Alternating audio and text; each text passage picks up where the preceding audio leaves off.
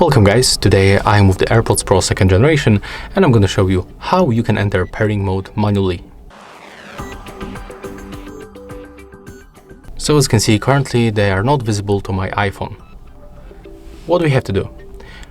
At the first, remember to charge the case and earbuds inside at least to the 30%. Next, just open the case.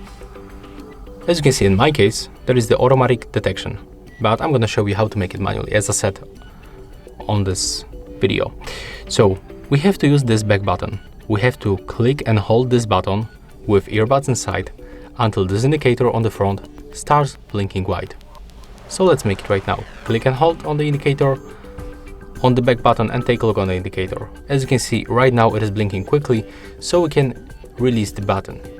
When you hold this button for too long, you will perform the reset of this device and the indicator will turn red. So click right here.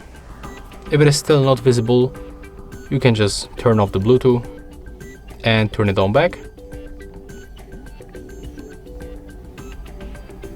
And now just be patient until they pops on the list.